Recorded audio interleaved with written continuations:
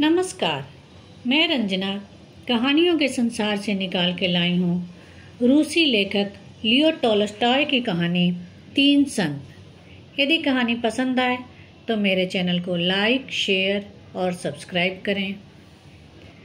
रूस के Orthodox church के आर्च बिशप को यह पता चला कि उनके नियमित प्रवचन में भाग लेने वाले बहुत से लोग एक झील के पास जाने लगे हैं। उस झील के बीच में एक छोटा सा टापू था जहाँ एक पेड़ के नीचे तीन बूढ़े रहते थे। गांव वालों का यह कहना था कि वे तीनों संत हैं।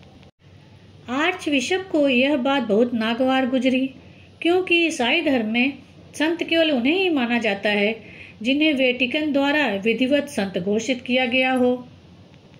आर्च बिशप क्रोधित हो गए। वे तीनों संत कैसे हो सकते हैं?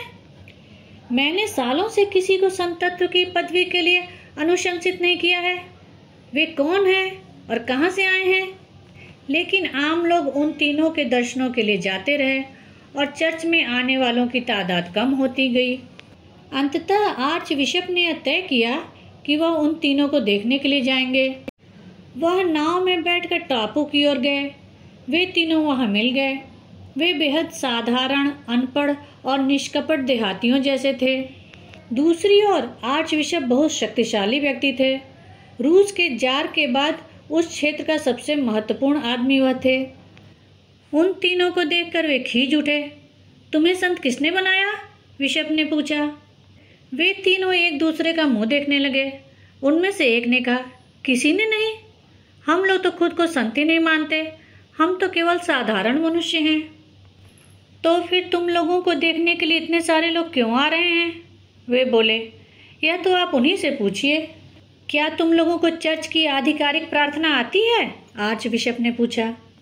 नहीं, हम तो अनपढ़ हैं और प्रार्थना बहुत लंबी है, हम उसे याद नहीं कर सके। तो फिर तुम लोग कौन सी प्रार्थना पढ़ते हो? उन तीनों ने एक दूसरे की ओर देखा। तुम बता दो, एक ने कहा। तुम ही बता दो ना, वे आपस में एक दूसरे से कहते रहे। आर्च बिशप यह सब देख सुनकर अपना आपा खो बैठे। इन लोगों को प्रार्थना करना भी नहीं आता, कैसे संत है यह? बिशप ने अपने मन में सोचा। वह बोला, तुम लोगों में से कोई भी बता सकता है, जल्दी बताओ। वे बोले, दरअसल हम आपके सामने बहुत ही साधारण व्यक्ति हैं। हम लोगों ने खुद ही एक प्रार्थना बनाई है, पर हमें नहीं पता था कि इस प्रार्थना को चर्च की मंजूरी मिलना जरूरी है। हमारी प्रार्थना बहुत साधारण है। हमें माफ़ कर दीजिए कि हम आपकी मंजूरी नहीं ले पाए। हम इतने संकोची हैं कि हम आ ही न सके। हमारी प्रार्थना है, ईश्वर तीन है और हम भी तीन हैं, इसलिए हम प्रार्थना करते हैं, तुम तीन हो और हम तीन हैं, हम पर दया करो। यही हमारी प्रार्थना है। आर्च बिशप बहुत क्रोधित हो गए। ये प्रार्थना नहीं है, मैंने ऐसी प्रार्थना कभी नहीं सुनी। और वह जोर से हंसने लगे। वे बोले, आप हमें सच्ची प्रार्थना करना सिखा दें। हम तो अब तक यही समझते थे कि हमारे प्रार्थना में कोई कमी नहीं है। ईश्वर तीन है और हम तीन हैं, और भला क्या चाहिए? बस ईश्वर की कृपा ही तो चाहिए। उनके अनुरोध करने पर आर्च बिशप ने उन्हें चर्च की आधिकारिक प्रार्थना बताई और उसे पढ़ने का तरीका भी बताया। प्रार्थना काफी लंबी थी और उसके खत्म होते होते उनमें से एक ने कहा, हम शुरू का भाग भूल गए हैं। फिर आर्च बिशप ने उन्हें दोबारा बताया। फिर वे आखिरी का भाग भूल गए। आर्च बिशप बहुत झुंझला गए और बोले, तुम लोग किस तरह के आदमी हो? तुम एक छोटी सी प्रार्थना भी नहीं याद कर सकते? वे बोले, हमें माफ़ करें, हम लोग अनपढ़ हैं, हमारे लिए इसे याद करना थोड़ा मुश्किल है। इसमें बहुत बड़े बड़े शब्द हैं, कृपया थोड़ा धीरज रखें। यदि आप इसे 2-3 बार सुना देंगे तो शायद हम इसे याद कर लेंगे। आर्च बिशप ने उन्हें 3 बार प्रार्थना सुना दी। वे बोले, ठीक है, अब से हम यही प्रार्थना करेंगे। हालांकि हो सकता है कि हम इसका कुछ हिस्सा भूल जाएं, पर हम पूरी कोशिश करेंगे। आर्च बिशप संतुष्ट थे कि अब वह लोगों को जाकर बताएंगे कि उनका पाला कैसे बेवकूफ़ों से पड़ा था।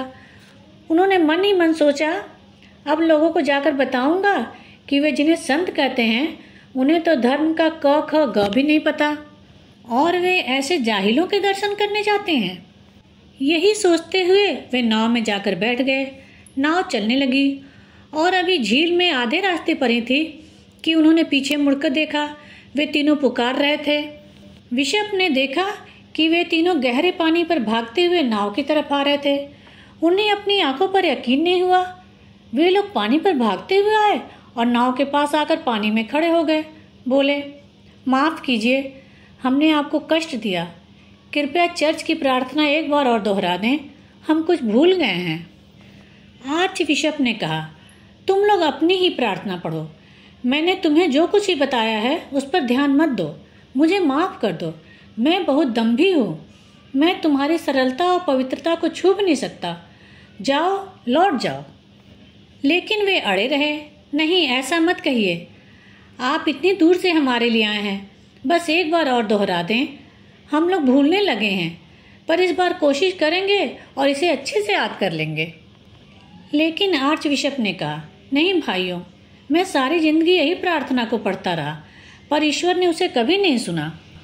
हम तो बाइबल में यही पढ़ते हैं कि ईसा मसीह पानी पर चल सकते थे, पर हम उस पर भी शंका करते रहे। आज तुम्हें पानी पर चलते हुए देखकर मुझे अब ईसा मसीह पर विश्वास हो चला है। तुम लोग लौट जाओ। तुम्हारी प्रार्थना संपूर्ण है। तुम्हें कुछ भी सीखने की जरूरत नहीं है। धन्यवाद।